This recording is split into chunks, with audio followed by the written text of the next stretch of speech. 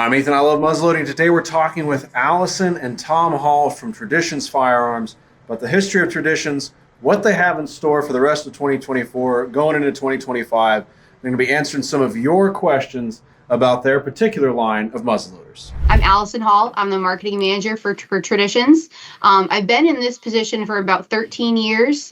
Previously, I've worked at Traditions in several different capacities, from the warehouse to accounts receivable to marketing coordinator. When I was in college, I handled our website a little bit just to help out. And then when I graduated with my undergraduate degree, I was hired here as marketing coordinator. So I actually didn't hunt really as a child, despite having family members that did, and it was a huge part of our lives, in general.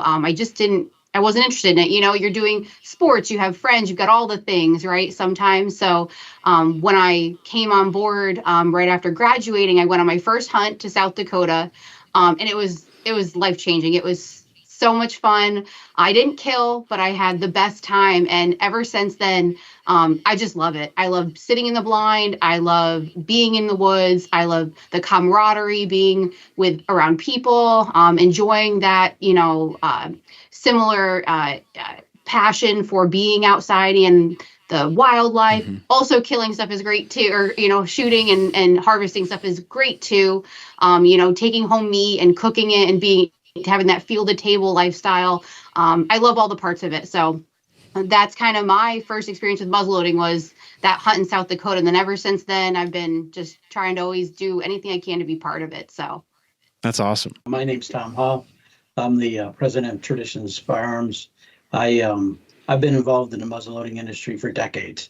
All the way back into the mid 80s is when I started. So it's been fun. It's been a great sport. I've enjoyed it throughout my whole career. I worked for one of our competitors for a number of years, and then I was a sales rep that sold muzzleloading as well as a bunch of other sporting goods for about 10 years, and then purchased Traditions in 1992. So it's been fantastic. We enjoy it, and as Alison said, the time in the blind, in the field, hunting, that's what we do. And we don't just sell guns and do all these things. We invent new ways, new things, and we use it in the field. So we're hands-on. I mean, everything that we do, we're very much involved in, and it's a fantastic sport. I mean, that one-shot challenge, whatever you want to call it, it's always been our passion. It's like, yeah, you can shoot other firearms and everybody has the opportunity to do that, but we still like to go back to using muzzleloaders and getting that one shot, and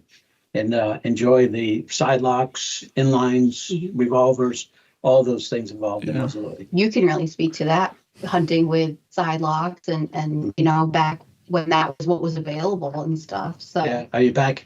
That's when I say decades. I mean, years ago it was only side locks when I first started. Right. Kentucky rifle or a Hawken rifle. I mean, those were the guns everybody used. Round ball, patched round ball with, loose powder, black powder, and Pyrex. So yeah, that's how we first got started, and then watched the advancements through the years. What was your first muzzleloader hunt? Probably, my first one is probably, it was a whitetail hunt for sure. It was, I believe it was in Alabama. And okay. Well, you could down in Alabama, they even back in decades ago, they had pretty liberal seasons where I think then you could shoot a buck and a doe a day. So we'd go there and have some fun, pulling the trigger, having some side bets, and it was fun. It's great because they obviously wanted you to harvest the does as much as the bucks because they were just so far out of ratio, and helped with their herd. So Tom, then I want to kind of go back to the beginning there, because you kind of rode the wave, it sounds like, for the introduction and the mass spreading of muzzleloading. What pulled you into muzzleloading then at that period? I talked to a lot of people who Jeremiah Johnson is what got them into it. The Thompson Center Hawkins was what pulled people in, and kind of that conjunction with the bicentennial. What was it about it for you that pulled you into muzzleloading and kind of started this career? Sure. Actually, it was it was some of that stuff I hunted when I was younger, but not to the extent where it involved muzzleloading. I had a friend that worked at a competitor, and they were looking for somebody in a position, and asked me if I was interested. And I said, sure, I'll try it. So it was a career change. It was local too, so. All right, it was in the same town I was in, so it was easy to do. But that's how I got involved. And then once I started in the company, just moved up, and just like I said, once we used to go shooting all the time with the other company, and there was a sand pit right down the road, and we'd go down there after work or on the weekends, and just have fun shooting the products. And that's how I got started. Wonderful. And it was one of those kind of right place, right times, local industry. And so you just stepped right into it. Yep. Mm-hmm. Mm-hmm. Even the opportunity with traditions too, the right place, right time situation too. So right. Then for you, Allison, we'll kind of jump back and forth between both of you. What was it like for you coming out of school then? What drew you to wanting to work at Traditions and being the marketing coordinator that you are now? Mm-hmm. So I had worked here, obviously, as I kind of said previously, in several different capacities. As you know, it's a family business. I was offered an opportunity by another person that was working here at the time. He was the VP of sales, and he just thought it'd be a great fit. I had never really thought about working for the family business. But once I did, it just felt like this was where I was supposed to be. I, being a young 22-year-old who didn't have much experience in the world, going to my first SHOT Show and getting my eyes open to all of these other things. I grew up in a small town, didn't really go all these crazy places, so like going to that first SHOT Show was really like, wow, look at all this, look at all these people that do what we do, and have interest in what we do. And then when I got to go on that first hunt, I was just sold. I learn every single day still. I love the challenge of learning new things and getting to talk to people who are interested. There's nothing better than getting to speak to a consumer who's used our products and is telling me how the Nitro Fire or their Kentucky or whatever they're using helped them fill their tag, how they filled their freezer because of our products. It's so rewarding to feel like, you're part of somebody's success story or adventure. And I love that part about, this job. So I get to shoot, which I love. I get to hunt, which I love. I get to talk to people, which I love. So I feel very lucky to be in the capacity that I'm in. Wonderful. I think that's a great story. And I think especially, I think it's great that there's family involved, in family businesses that are being run. I think that's great for muzzleloading because it's a smaller industry than some of the other, larger industries out there. So I think that's nice to see. I think our company shares a lot of values that a lot of people in the muzzleloading industry and the outdoor industry as a whole share. So Traditions really embodies so much of that for people. So we that's how we live. So that's what we want to present to our consumers and people who buy our products. What were each of your first experiences or earlier experiences with muzzleloaders? Mine, I didn't kill on that South Dakota hunt, as I mentioned, and then we spent probably 6 years on whitetail hunts, sitting, all day sits, just trying to get a buck or we had buck tags most of the time. So a doe wasn't really an option, but I put in a lot of work, I will say. Yeah. And then my first time I harvested an animal was in Florida. We were on a hog hunt, and it was really fun. We had a great time chasing hogs, and I shot them in different capacities, which was cool. But my first whitetail that I took was with Tom when we were in Nebraska. And oh, wow. I was pretty proud of it. We had a lot of crazy things happen on that hunt, like that deer coming towards us and everything. But and he's up here on my wall, and I'm pretty proud of him. So that was my cool. first experience with a whitetail, and just the sheer excitement of harvesting it, getting hold it up, taking it home and getting to eat it. Like, that was just amazing. So kind of brings it full circle. Yeah, yeah. I've worked hard for it. So. Yeah. So what was that hunt like then? You're talking about working hard for it. Was it just Yeah. several days of going out, coming back to camp and then going back out, or was the weather tough? Tell us a little bit about that. Yeah. So like I kind of mentioned, we had spent a couple different hunts just, over, I think 6 years or so, hoping to fill a tag, just again, all day sits, just not seeing things, not seeing bucks that we felt were shooters. Certainly we're always, want to be ethical and make good shots, want to make shots on older bucks, not, maybe so on the younger side. So when we were in Nebraska that time, we were in the rut. It was warmer, but bucks were just everywhere. They were doing crazy stuff. We were doing a spot and stalk, and we were coming up along this fence line where this buck had gone into like a tree outcropping, I guess. And all of a sudden, the buck's coming back towards us. He had done a complete 180 and was coming down this fence line. And I think you said you'd never seen a deer do that. Yeah, he almost jumped right on top of us. Yeah. I mean, I don't know where he was going, what he was trailing, but he was after something hot that was behind us. And then he jumped over the fence and he looked down and we were right there and he quartered away and just went back where he came from originally. But it was pretty exciting to see because this thing came out of nowhere. And next thing you know, he disappeared. Mm-hmm. And then we're just walking a fence line with some high grass covering us up. And like I said, all of a sudden I just saw his antlers coming up over the top. And I said, get ready. He's coming right towards us. And sure enough, he did. He jumped that fence. And I mean, I think he might have startled us a little bit because we couldn't see him. I think he was going to do that. And then that buck, it was last light. I mean, there was still plenty of light, but it was getting towards the end where we were going to, have to start thinking about packing in. And he came in hot, from behind us because we were in a box stand at that time. And he came in from behind us and he came into our field of view and he was moving. And I was like, man, I hope he stops. And he stopped just for a second.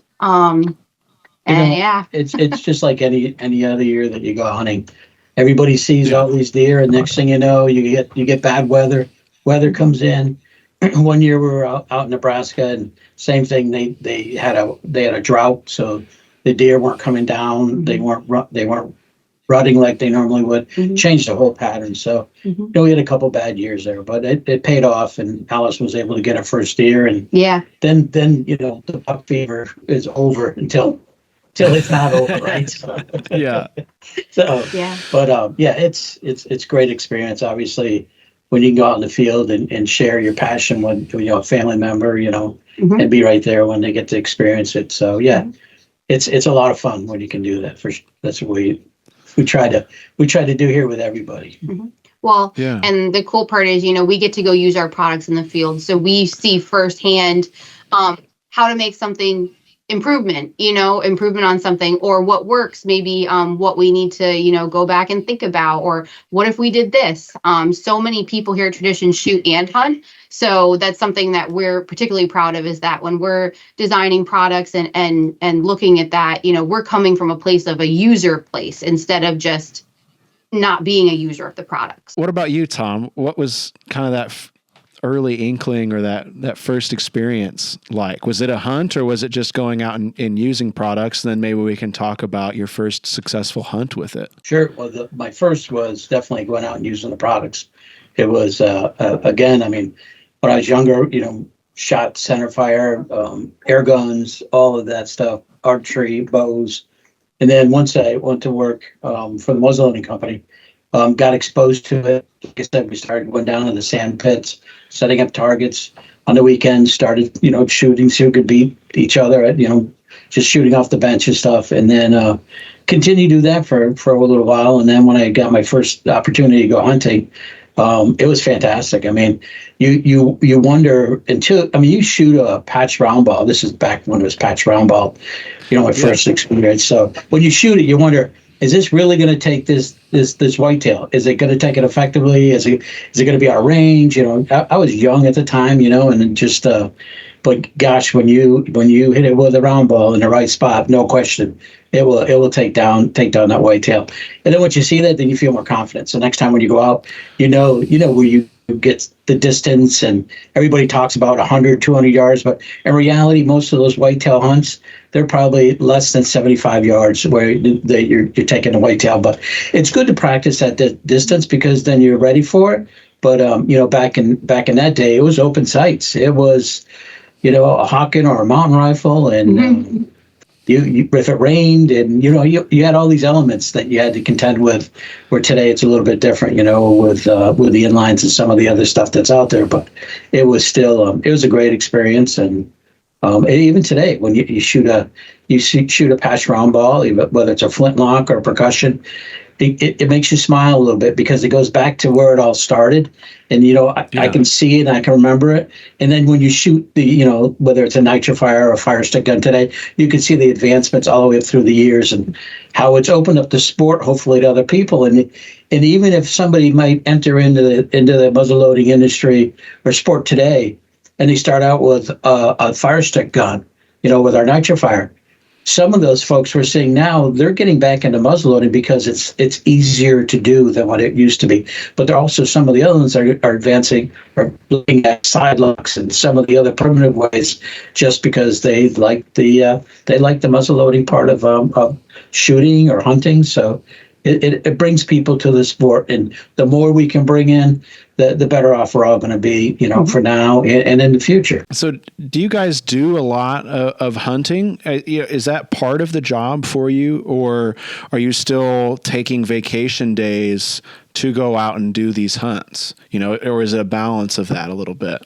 No, it's part of the job. It's I think from an employee standpoint, they have their vacation days to do whatever they want. Certainly, if they want to take days off to go hunting, then that's their prerogative. But we wouldn't have somebody take vacation and then go work and then have to go on a traditional. I can tell you, people probably would do it because the folks that are here, they love to hunt. So, but no, most of the time when we do the hunts, it's part of the work. It's part of what we do, going out, meeting with folks and exposing our products, giving them an opportunity to spend some time with us and just chat about different things. We learn a lot also from some of the folks that we hunt with. A lot of them are people that have been doing this as long as I have. And they help us do some marketing efforts. They help us with some new product suggestions. I mean, and then again, we've been doing it for so long. These guys are just, the folks that work in the industry, they're our friends now. I mean, and we enjoy seeing them maybe once or twice a year and spend time on these hunts. But we do hunt outside of the workplace, though. No, absolutely. Yeah. Yep. So, yeah, I think that was kind of maybe the direction of the question, too. But yeah, for sure. We definitely do hunt outside. But it is nice when you get to go, see some of these places maybe that are, an airplane ride away, and you get to work. But you get to see some of the country that you don't see normally. So, yeah. Does that change it at all for you? Being sportsman, for you, Tom, especially being sportsman first, did it change for you as that became more and more of what you did every day?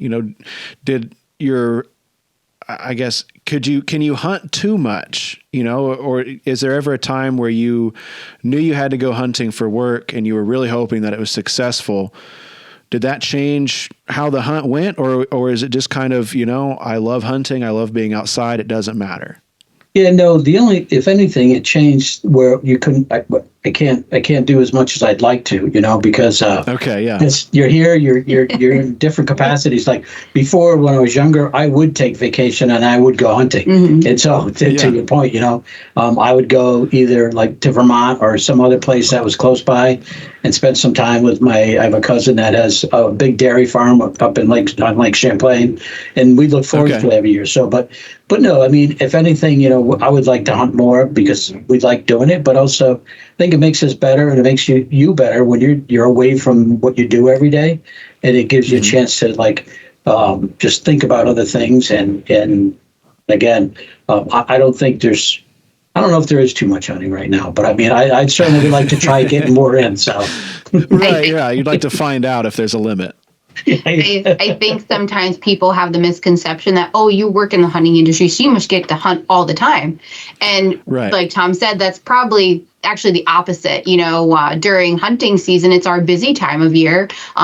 Then holidays, you have all these other things where, in the office, it's a very busy time for us. So it's probably a little bit of a misconception. Right.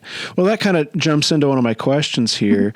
How does Traditions prepare for the fall hunting season? What does that timeline look like? For a bumpkin like me on YouTube, I try to have some hunting related stuff in the works, like sighting in, bullet tests, that kind of thing for August and September when people I know are going to be looking for that stuff. What does it look like for one of the big three, really, of muzzleloading?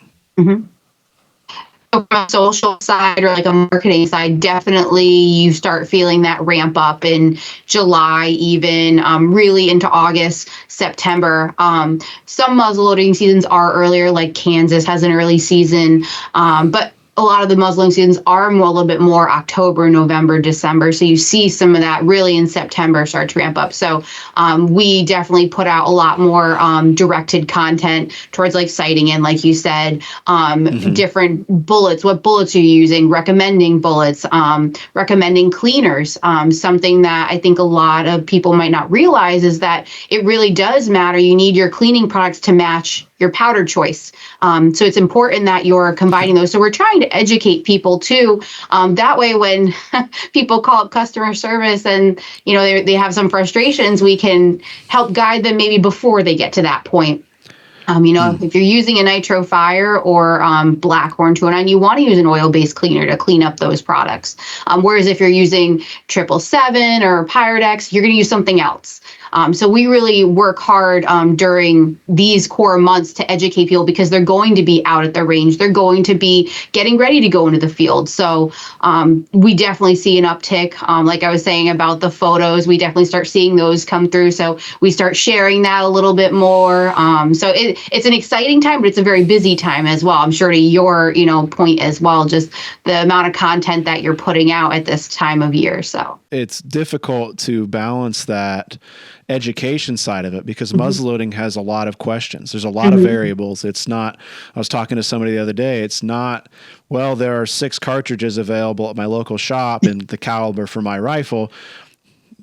Any one of them is going to do okay. We're not taking super long shots here in the Midwest. And I'll get a box, I can sight in, 5-6 shots, I'm good to go. Muzzleloading, there's a whole lot of variables just with what's on the shelf, and then you have weather to contend with, and then your environment just outside of that even. Sure. And we recognize, like I said, after Labor Day, we know the season's coming. So beforehand, we do some refresh training with our customer service folks or sales folks. So they know about the new products again, just to make sure that everybody's on board. We know that we're going to have consumers call in. They shot the gun last year. They didn't clean it before they put it away, and now they're trying to explain what it is. And just to your point, it's you got to just walk them through it, show them what needs to be done, try to help them out any way possible, because obviously we want them to have a good experience with muzzleloading, but especially with the Traditions brand. So it's bringing people up to speed, getting ready for the phone calls, emails tick up. So it's a busy time of the year for us. So a lot of it's, like Alison said, it's educating the folks, because whether they've been doing it for a number of years. And I remember back in the old days, you would load your round ball and you would take the ramrod and you would throw it down the barrel, and if it bounced, it means that it was loaded. It was seated. Now if you told somebody to do that, they'd say you're crazy, because you wanted to just seat that on top of the powder. So a lot of some misinformation that's out there, and when the consumers call up, we try to just educate them to how the correct way to do it. So but again, we see a lot of the folks, they wait right till the last minute to get everything ready. But as much as we try to put it out in front of them beforehand, it's some take advantage of it. Other ones wait till 2 days before the season. Well, I think that's part of what the social, we try to hope people will, take advantage of, like, hey, time to get out your muzzleloader, or different things like that. So hopefully we can help some of those people maybe get a little bit more ahead. Do you see, because Traditions, we don't talk about it on the channel, but Traditions offers, centerfire products as well. Mm-hmm. Do you see it as far as the questions and the education side go? Are you guys educating more heavily on the muzzle loading side of things, or is a pretty equal spread across the muzzle loading and the centerfire arms of the brand? I would say from a social media standpoint and probably a customer service level as well, probably muzzleloader, only because to your point before, there's a lot more variables to it. I think people need to also think about that all the components need to work together, right? Certain primers might not work as well or well at all with a type of powder. And to the point you made about centerfires earlier, you can go and get any cartridge basically that's obviously within the caliber that you're using, but they're all going to work probably well. Some might work better than others, but they're going to work. If you, buy something incorrect for your muzzle loader, it might not work properly. You might have, misfires. So it really is probably a little bit more involved on the muzzle loading side. We do get questions on the centerfire line, certainly about calibers, what cartridge you recommend or get the best results with, but definitely more on the muzzleloader side. Okay. And then what's that like for you as a company being, you have your feet in both camps of the modern inline muzzleloaders and the traditional side of muzzleloaders? I mean, your reps, correct me if I'm wrong, have to have a pretty good understanding of both sides of that, and they're very different. Fortunately for us, our reps they've been with us through the years from the time we bought the company, when it was it was side locks. Most of the guns we were selling were side locks. And then as the inlines came in, they were able to sell the inlines because obviously it was new, and they learned about it. Training sessions that we have with them throughout, we'd do at least once or twice a year, and bring them in and show them the different products, or go out and do some training with them. But they've all been, I would say all of our reps have been with us probably since probably 92. One of the rep groups that came on board with us, they're good friends, and they started the next day after we bought the company. So they've been with us right from day one, and watch how they grow. But yeah, they're up to it. They know the products, and they can walk you through all the different chemicals to use, the right powders, the right bullets, and they're all users. Most of the guys that we're talking about, they're all users. We just had a group of them in here last week, and they were all shooting some of our products that we're looking to introduce down the road and giving us some feedback on what they think. So they're engaged in the process too, which makes it a little bit easier right from the get-go with new products. And a lot of them hunt personally with muzzleloaders as well, which is great. So they've hunted with side locks, and they've hunted with the the more modern stuff. So their opinion can be invaluable because they know the whole breadth of it. So we got some guys in Pennsylvania, for example, and if you know Pennsylvania, it's Flintlock. So that they live for that season, and these guys go out in the snow and the rain, and they use it, and they come back and they tell us about their experiences, and it's good to hear. This episode is sponsored by Eggtown Coffee, the coffee shop that my wife and I run in Mentone, Indiana.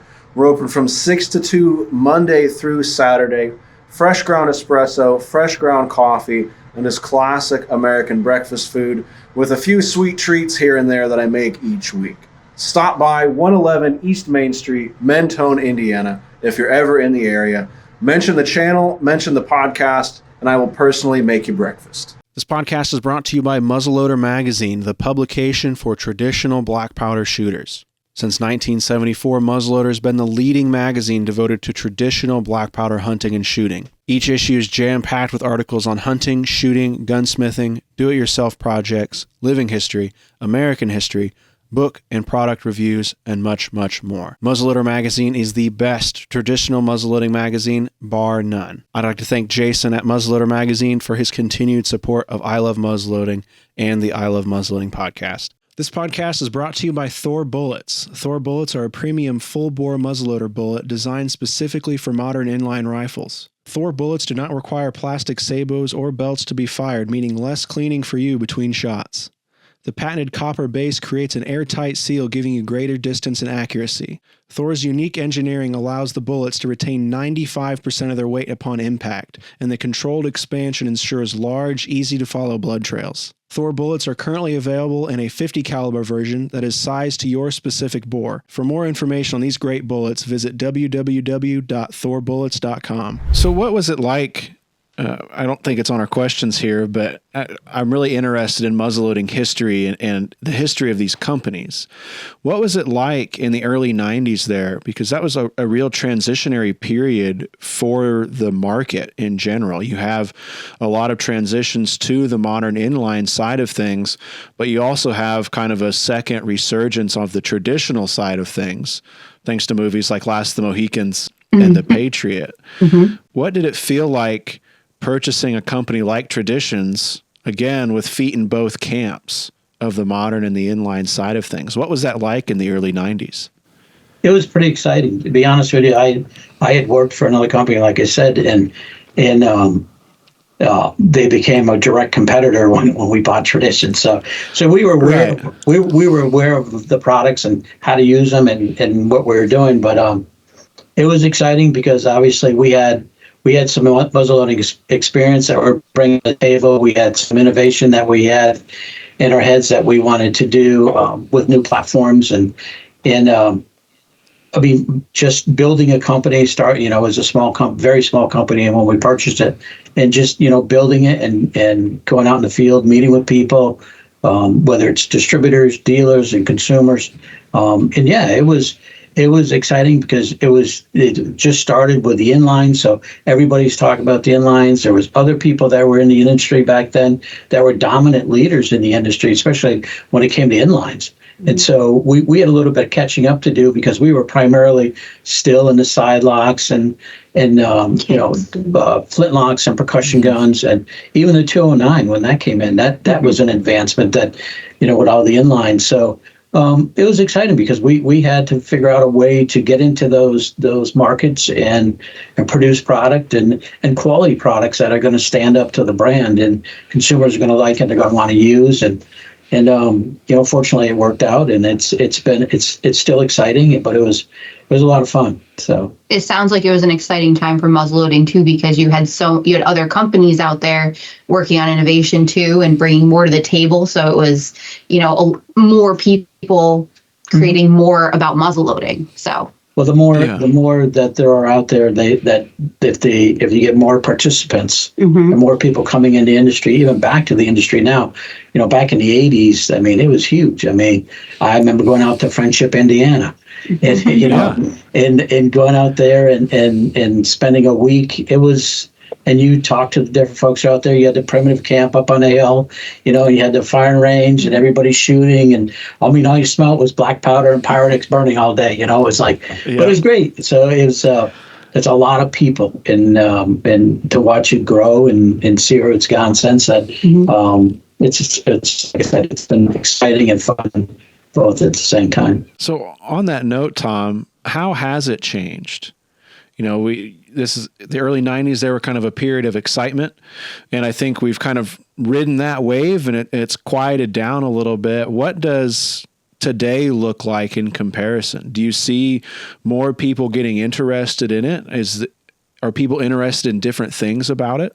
I think so. I think some of the changes, we've seen over the years are obviously the inlines, like we just talked about a few minutes ago. I mean, that technology and all of that, it brought new people into the market for hunting. And some of the seasons are short seasons. They only have a few days to go out. So they can't justify spending a lot of money on multiple guns. So some people continue to use their Sidelock guns, and they enjoy that. And other people advanced up to or took some of the new advancements into the inline rifles.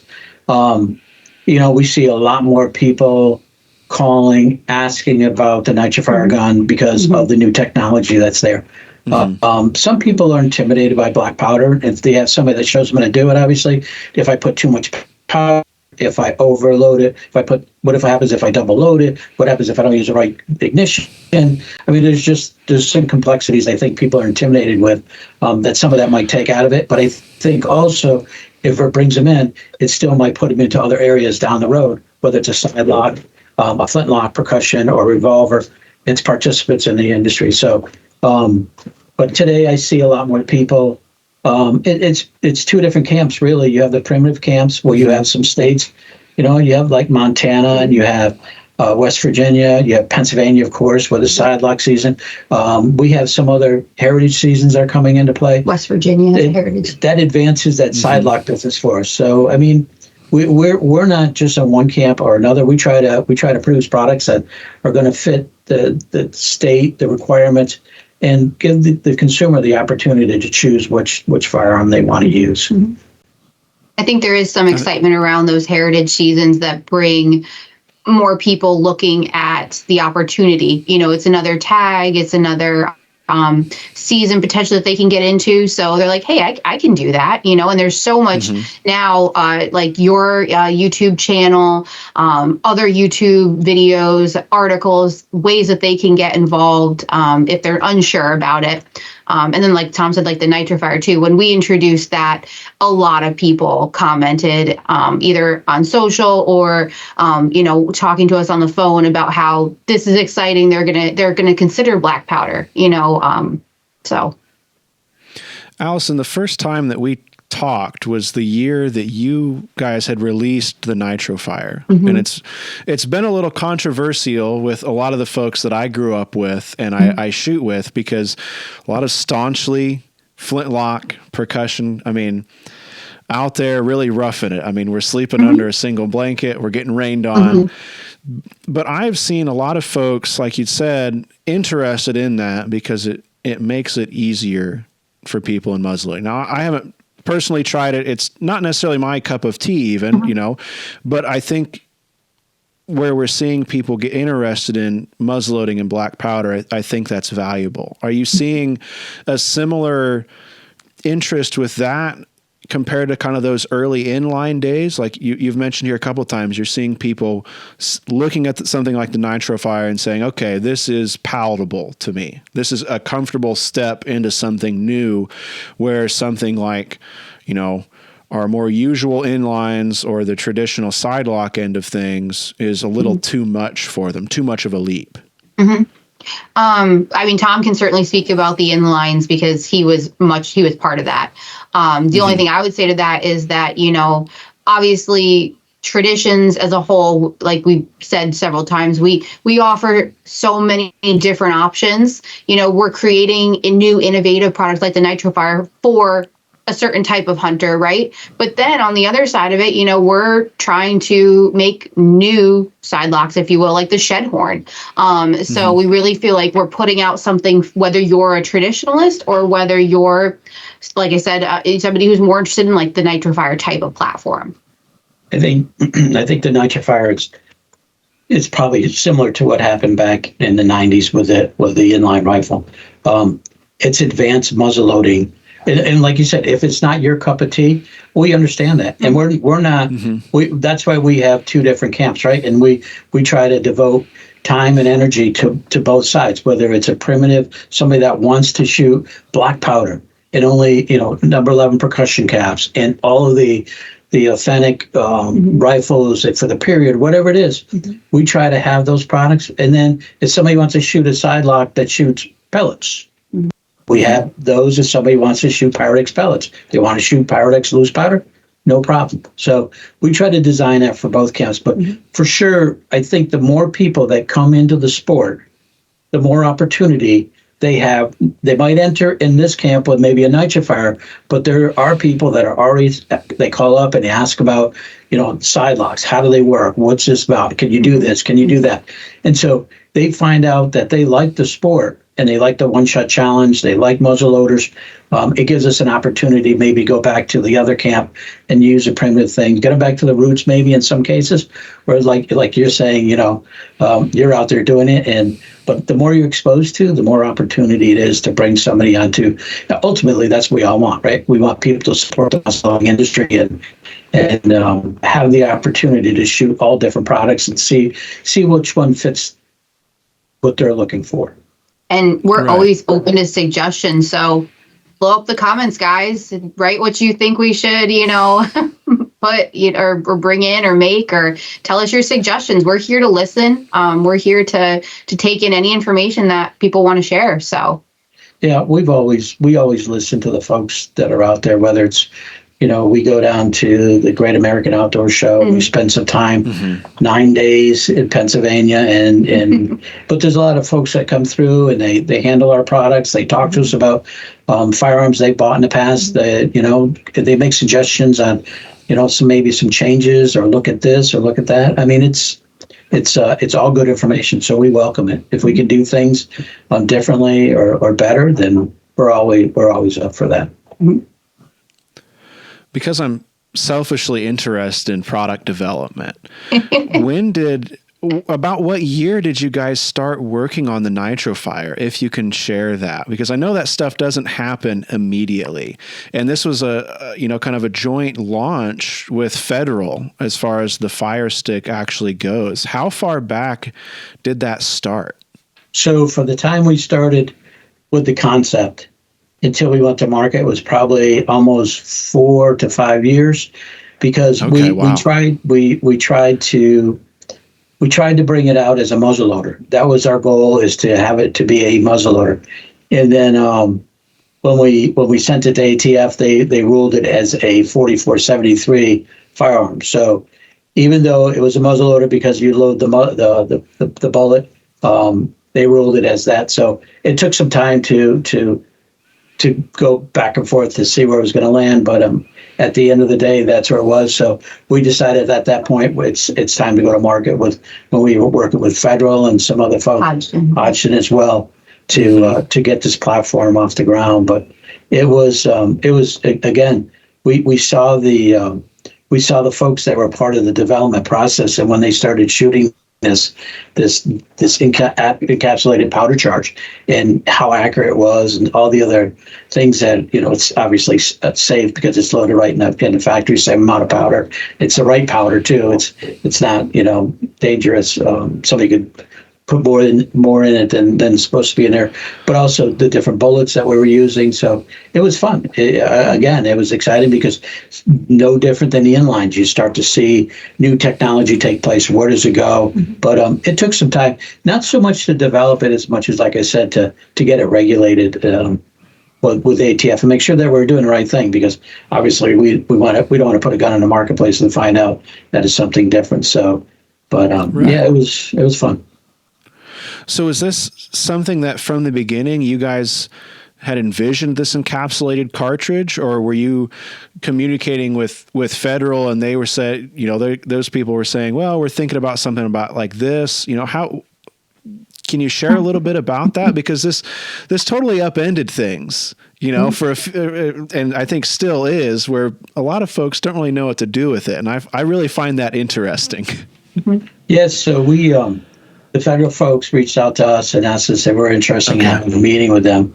And, and so we sat down, we started talking with them, and we were working on something that was very similar. So we shared what we had, they shared what they had, and then we all started working together because we were already moving in that direction, and both felt that that's what they do, right? They're an ammo company, we're a gun company. And so it made sense for them to do what they do, and they do best at it, and for us to do the same. And then we combined with camps and just started working on it. And it was, and then, just getting out there and exposing it to everybody and letting people that want to try it and seeing what it was all about. It was good. And it just gave us the lift that we needed in both camps. It was a great partnership. The collaboration and everything was just fantastic across the board to work together on it. So that's great. I think when it comes to a lot of, company relations, at least for folks on the ground, it can feel like these decisions are made in giant office buildings, with corporate emails and suits. So I appreciate you sharing some insight about it, because I'm always interested in that. I grew up in a family that built competition muzzleloaders, a couple one-off things here and there. And it's much easier to do that, in a home shop than it is to get two companies aligned on something. So I appreciate you sharing some of that. Yeah, absolutely. Yep. I know that, kind of watching things, and then my email inbox, even the season after the Nitro Fire was released, I started getting questions from people who had tried the Nitro Fire and were looking to get into something more traditional, which I think was really neat. A lot of people tell me that doesn't happen, and that doesn't exist, or that I'm fibbing, but I think it does. And I think it's really neat that people can go from trying something and then be like, okay, I want to do something a little bit more with this. And that's where I think that it kind of has a niche. This isn't by any means an ad spot for the Nitro Fire, but I think as a point of kind of documenting that point of that coming out, I wish some of the old websites and things that were around when the inlines came out were still out, so we could see some of that commentary. I think it's neat to have that historical writing. I mean, in the traditional space, a lot of us look back on Walter Klein's book, Muzzleloading Then and Now. And right now we're living in a muzzleloading then period. So I think it's cool to kind of record some of that history. Sure. I definitely think you're spot on with that. I would believe that is accurate.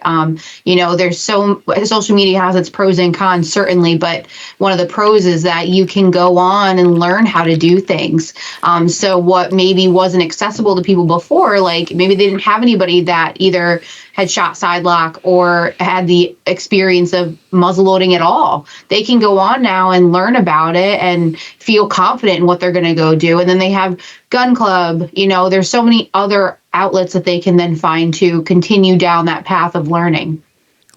So with the Nitro Fire, it's amazing.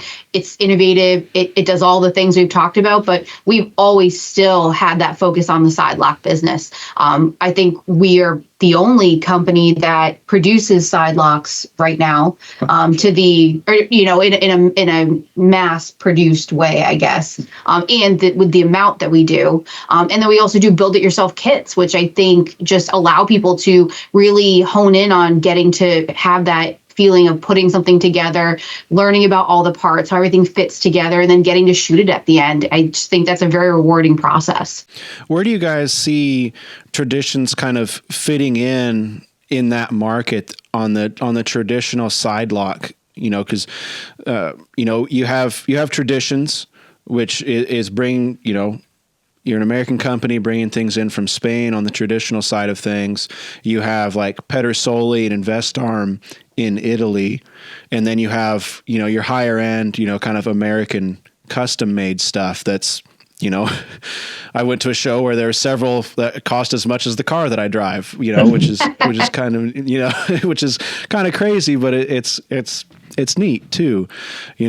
What do you guys see in that market? Is there enough demand to keep the traditional side of things going? Are you guys going to continue supporting the traditional side of things?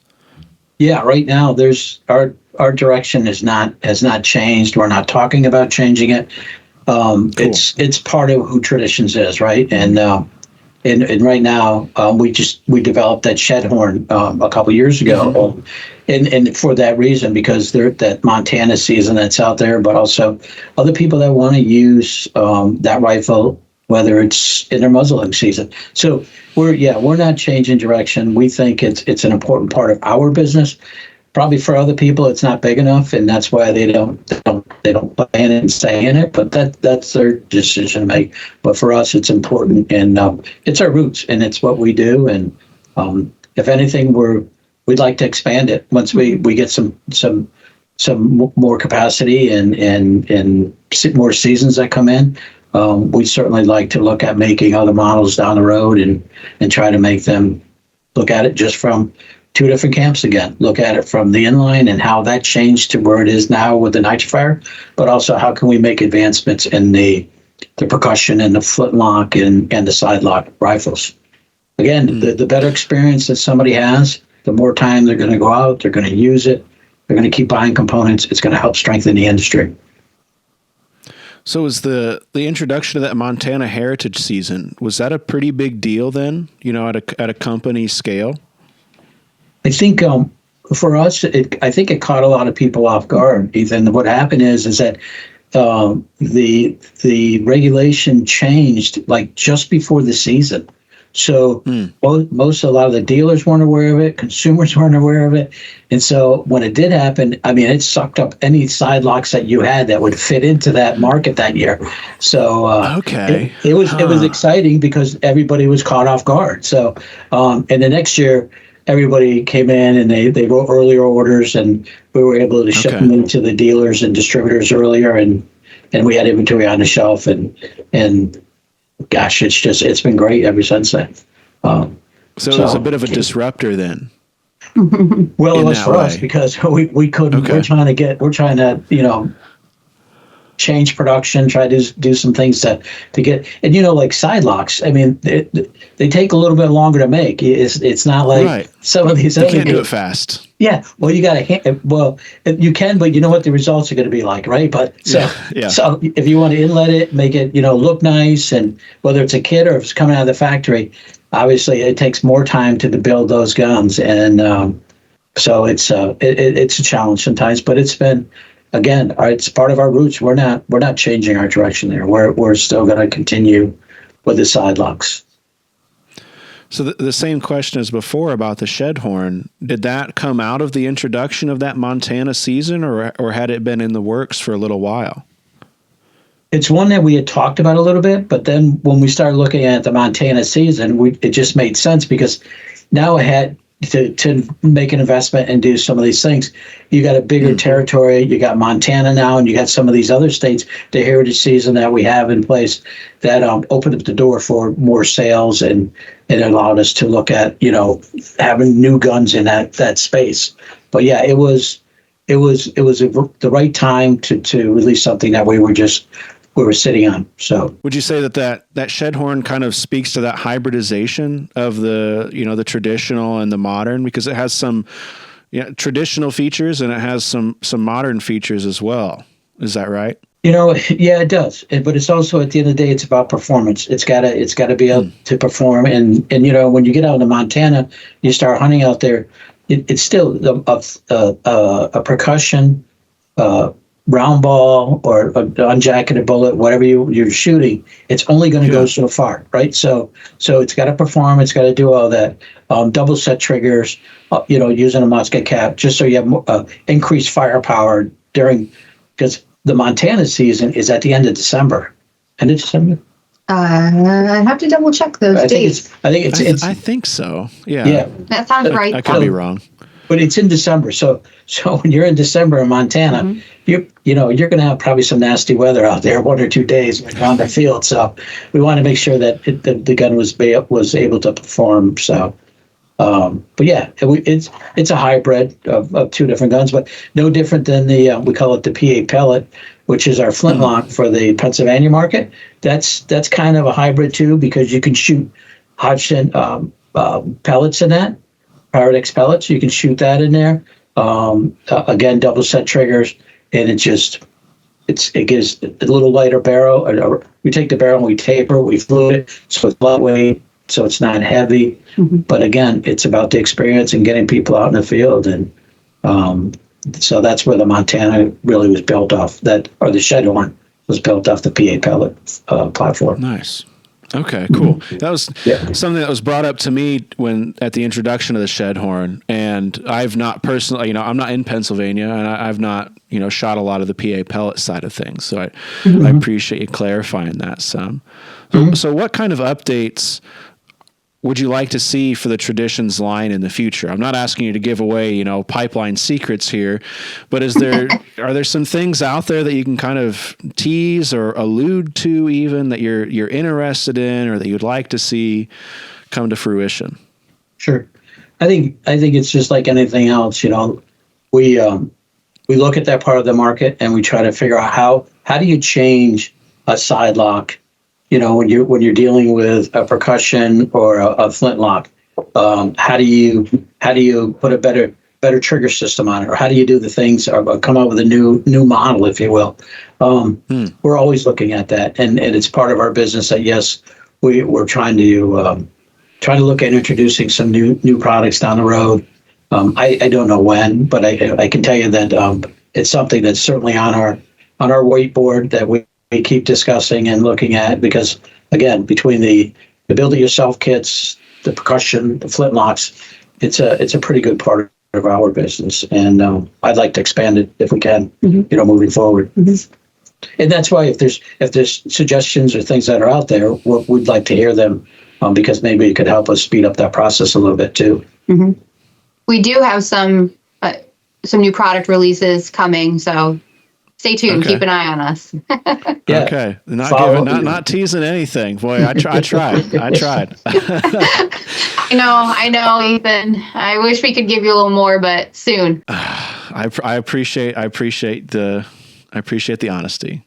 On the note of customer feedback, I did ask my channel subscribers if they had any questions for you, and could I share some of those with you guys here and get some thoughts? Absolutely. Sure. Okay. We have somebody asking if you have any plans for a more traditional style, like Northwest trade gun, and that they might be alluding to like some smoothbore options. I've got several questions in here about smoothbores and smoothbore kits. Is that the kind of thing that you guys would be interested in at some point? I think it's any of those opportunities that are out there. The more that we have consumer interest in it, it helps us to drive that process faster. Okay. Some of the things that we do, it's difficult. Some of those are outside of what we do, and we have to find somebody that can make that product for us. But we'll take a look at it and see if it's something that we can maybe introduce down the road. We do have the smoothbore, Springfield and the Zouave. There's a couple of those, and I believe those are available in kits as well. Maybe this person that's asking maybe doesn't know that they are a little more costly. So maybe they're looking for more of like a price point feature, which is totally valid as well. That'd be a good question.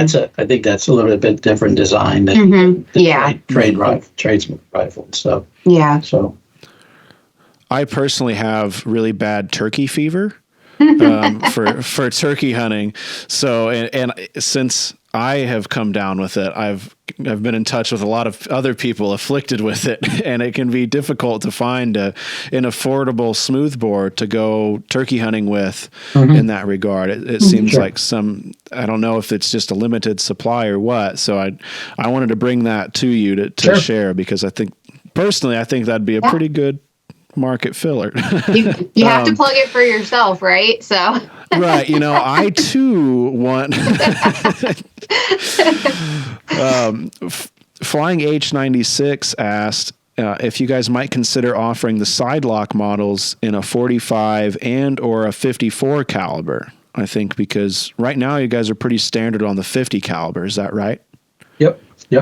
We I think initially we had 45 caliber when we first came out with it, and then we switched over to 50 because that's what everybody seemed to want. And certainly 45 shouldn't be a problem down the road, or 54.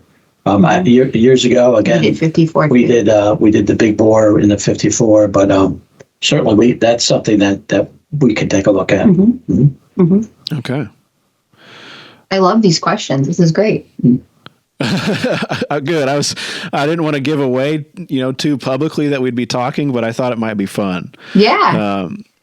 Desert Rat at 45 asks why the flintlocks on the Traditions models are so small.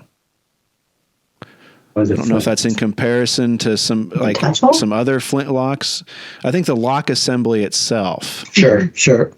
Well, if you look at our Deer Hunter, it's a smaller lock, but if you look at the PA pellet flintlock, that one, when we made that one, we tried to beef it up a little bit more, put a bigger frizzen spring, the lock plate itself, the hammer, all that. All of that was increased in size. So take a look at the PE pellet, because that one has that beefed up lock on it.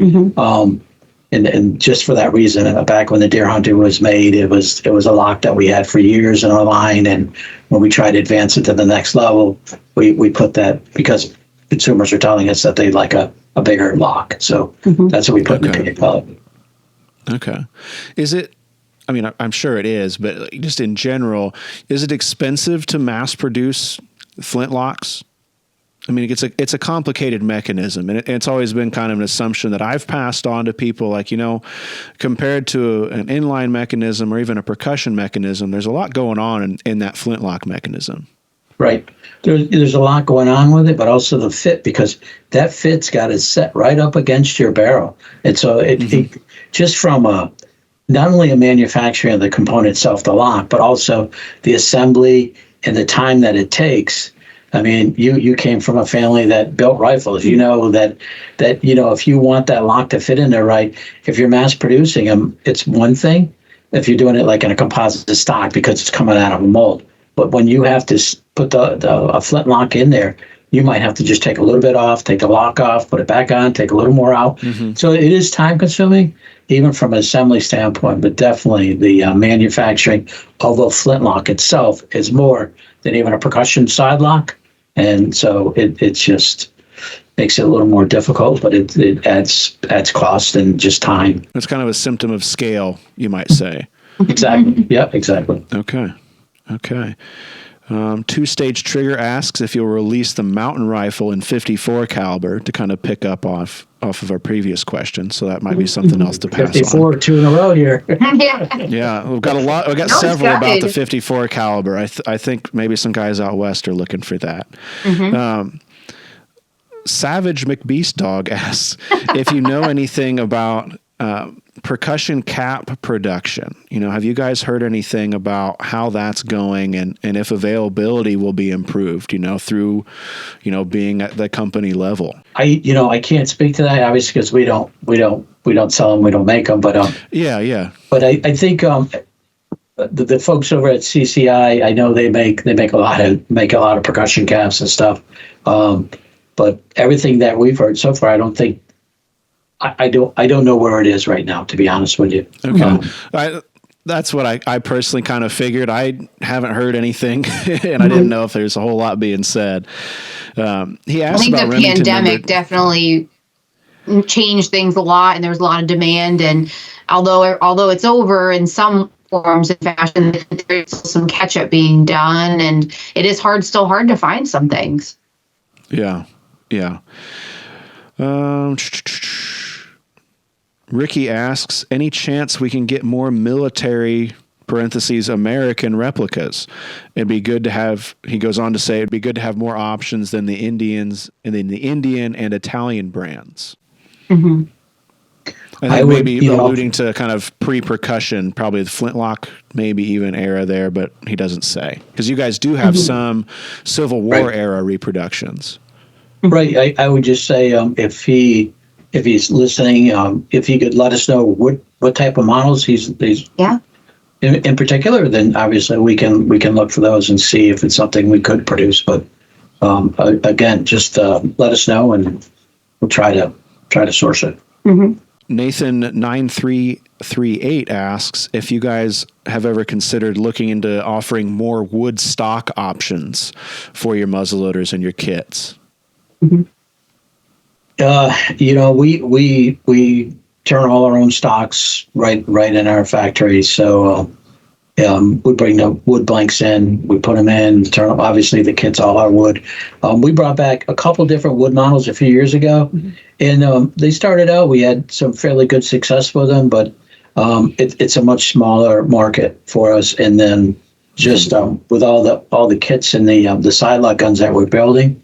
If he's alluding to the side lock guns, all those are pretty much wood anyways. I'm not sure what model, if he's talking about like an inline or some other gun, then we looked at that with wood, and like I said, we brought out a couple different models, but when in that particular part of our offerings, most of those guys are using composite stocks, but obviously on the side locks and all that, it's all pretty much wood. I mean, we make the deer hunter PA pellet with a composite stock, but also with wood. And Kentucky's all wood.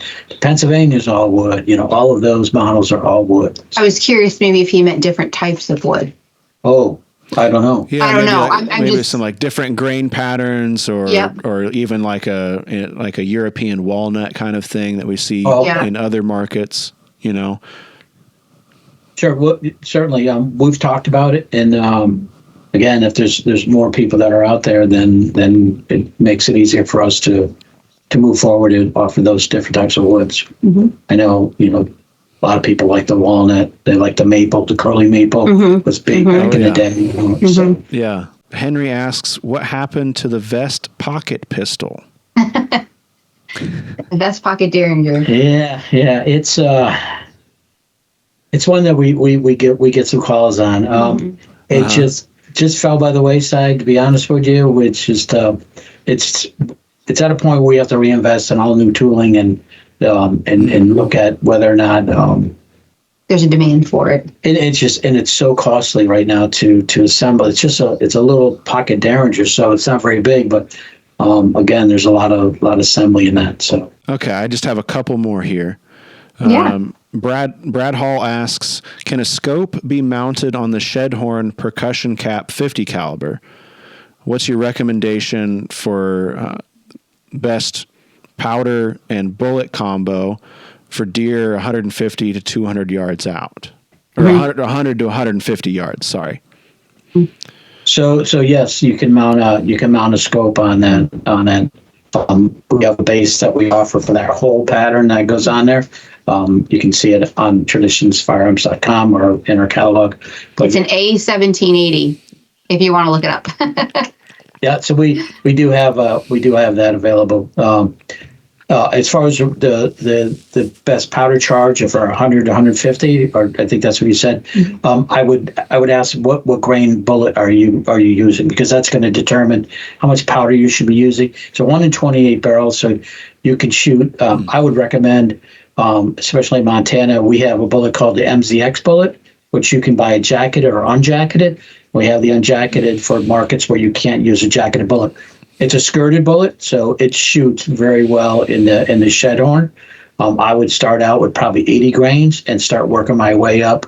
Probably you'll come in somewhere around 90 to 100 grains, or if you want to do of Blackhorn of 209, or probably Pyrex, I would start with either one of those, probably 80 grains, and just work your way up until you get a fine tune. But again, that MZX, it's a 290 grain bullet, and it's got a little polymer tip on the end of it, but it flies pretty good, and it's very accurate in Shedhorn. So I'd recommend that. And the last question here is from Gerald, and he had messed up his kit, he says here, and he asked about replacement parts for a few pieces, and found that he could order parts, but it would take a long time to get them. He was very happy with the customer service that he had from Traditions, but he ended up getting parts from eBay. And he's just wondering about, availability for future kits that he might be looking at. Are those parts more available now? This could have been during COVID. He doesn't say, so I'm just, yeah.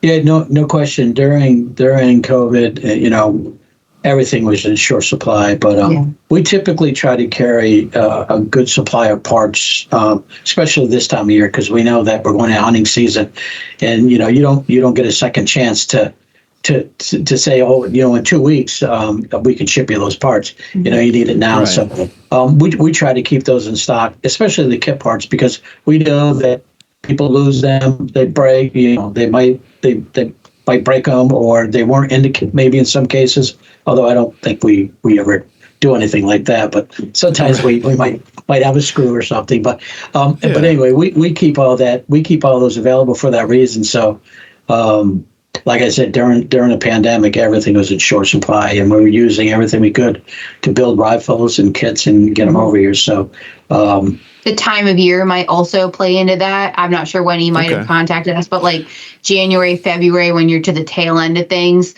unfortunately, you know, we're just trying to get as much in, and sometimes at that point we might be a little lower stock just because of the demand throughout those key months. But certainly it's a good point, and I'm sure we'll pass, you know, on the feedback, certainly, because we want to make sure our customers are happy and they can get their parts in a reasonable time frame. I can tell you that we placed a pretty significant parts order of months ago, just so that we would have it in time for the season this year.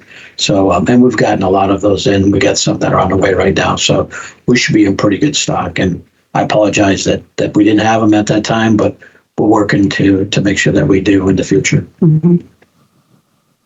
I have one last question from me. I guess, and it's something I've kind of wondered and hypothesized about when it comes to traditional muzzleloader manufacturing. But do you guys are they shipped kind of and produced kind of seasonally? Because it seems like right after Christmas, everything is, you know, a lot of things are sold out. And then it's, you know, maybe by around March before we start to see kits coming back in stock places. Are there kind of quarterly waves to that process, or am I just seeing things where there aren't things? No, I think it's a good question, and I think you're spot on with it. I mean, certainly Christmas is a time that we sell a lot of kits just for gift giving, and I mean, what a great way to start doing a project with somebody that wants to build a rifle, and you do it together, and then you can go out and shoot it, and you can have that experience. So we do sell a lot of kits at Christmas, and then reloading back in, building that stock back up. Yeah, it takes some time. Again, to the same point that side locks take much more time to make. So again, we're trying to catch up. I think a lot of that from COVID, but we're starting to have inventory on our shelves in the hunting season. And, you know, everything that's going on now with the economy and everything that's out there. So some of that stuff we have in stock, and probably the first time in a number of years, but it's going out the door now, though. We're seeing, because, again, you know, after Labor Day, everybody starts thinking about hunting. Cold mornings, like we were talking about before, all that stuff. Yep. It just triggers everybody to start thinking about hunting. So a lot of that stuff goes out. But yeah, a lot of it is seasonal. We sell them throughout the year, but certainly the last quarter of the year, we see an uptick just for the holiday season. I think Ethan's asking too, do we get certain products in at certain times of year, or do we get them in throughout the year? We get them throughout the year. We place orders. Mm-hmm. We've been doing this a number of years. We know when consumers are going to order them, or dealers are going to order them, or distributors. And so we know we try to keep them stocked, keep the distributor stocked. So if a consumer's looking for it, they go to a dealer, the dealer can order from them and get it right away too. So, but we build them throughout the year. I mean, every month. So all different models. I mean, so we try to look at our demands and keep them in stock. Yeah. Yeah, I just ask because it's starting to taper off now, but there for a while, it seemed like January or February, that's when somebody on the forums would decide to get into muzzleloading, which is great. But then they couldn't get especially the traditional muzzleloader that they wanted. They'd come on the forum and say they're out of stock everywhere. Are people, stopping these kits? What are we going to do? And a few people would chime in like, no, don't worry. It takes time. You're just right after Christmas. Like, just be patient. And then, it seems like by March we start to see more things really start to come in after kind of that Christmas crunch. So I appreciate you backing up a little bit of my crazy, red string on the pin wall, piecing together here. So thank you. Yeah, no worries. And thank you both for being willing to talk to me here this evening. I really appreciate it. Is there any last, thought or thing you'd like to send out to the folks listening and watching here? Just thank you. Thank you for taking the time to, listen to this or watch this. We, are very proud of Traditions and the products we put forth. Like we've said, we're hunters and shooters. We live what we do. So we're always open to suggestions. If you've got them, drop them in the comments here. Contact us. Be sure to follow us on social media. We'll be doing giveaways this fall. We're doing a lot of cool stuff over there. Also, just keep an eye on us. We've got some pretty cool stuff coming down the pipeline, and I'm pretty excited to share it. I wish I could say more. Sorry, Ethan, but thank you to people who buy our products. And if you're considering a muzzleloader, traditionsfirearms.com has a lot of great information, and you can check out our products there. Good. Fantastic. And just, thanks for your time, Ethan. We appreciate that you're trying to do also with the muzzleloading industry, and we want to support that and anything that we can do, and keep trying to get folks in this great sport and bring more participants and families and all that stuff in. So we appreciate what you're doing, and we appreciate your time and the folks listening to what we had to say today. Yeah.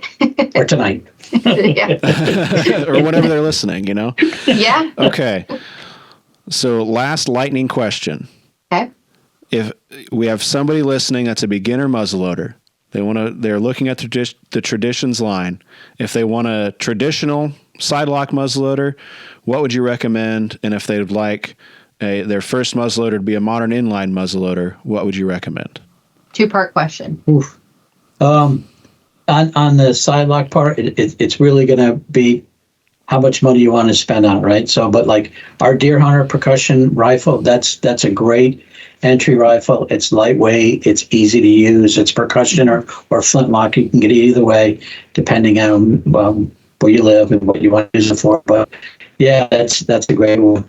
If you're looking at something again from a price point on a break action style rifle, the Buckstalker is a great rifle to start out with. It's a 209 breech plug gun. It's fantastic. It's easy to clean, all this stuff. Obviously, if you want to go a fire stick platform, right now the only one your choice is a nitrofire. So, so again, it depends where you want to start with that, but we have all different ones for all different reasons, and depending Price on points, budgets and stuff like that, they'll come into play. I would look at the shed horn too. I just think it's very balanced. You can use saboted projectiles. It's got that chromoly steel barrel, so you're going to get really great accuracy out of it. That's kind of where I would lead somebody for a side lock. I think that's a great option if somebody's just wanting to get involved. Maybe a flintlock's a little bit too much yet, so that and lets them get in, but lets them take their time and understand and have something that is going to work for them. That's just for like a hunting piece, but if you wanted something more traditional, Kentucky, Hawk and Woodsman, any of those would play into that too. Yeah. Cool. I'm a big fan of the Pursuit too. The Pursuit line has always been one of my favorites. The Nitro Fire and the Pursuit are very similar, also just different ignition systems on them, on how they take powder, obviously. But the Pursuit is affordable. It's a great mid-level gun. It's got so many features. It really is I just think it's a fantastic option. It's also got a 26-inch barrel, so it's a little more maneuverable for somebody, if they're either hunting in fields or wooded areas. So they've got that capability for it to be, used in any type of hunting situation. Super. This is the season where I get asked, what muzzleloader should I get? So I appreciate you guys giving me a little bit of ammunition, so to speak, to point people towards different models. Yeah. Alison, Tom, thank you so much. And, thank you. We'll catch you later. All right. Thanks, Ethan. Thanks, Ethan. Take care. Bye. I'd like to thank Alison and Tom for taking time out of their busy schedules to meet with me and talk about traditions, talk about how things have changed in muzzleloading, and talk about what they have in store, even though they wouldn't quite tell me what's coming next, but I'm excited to hear about it when we're able to talk about it. I hope that you enjoyed the episode, getting a little insight into one of these companies that I think we can often feel like they're a big company. They don't really talk a whole lot. They don't get a whole lot out. So I appreciate them doing this, and I hope that you saw it as some valuable insight as to how they operate, how they go about things, and what they're going to be doing for the future. Once again, I'm Ethan. I love muzzleloading. Thank you so much for watching. We'll catch you next time.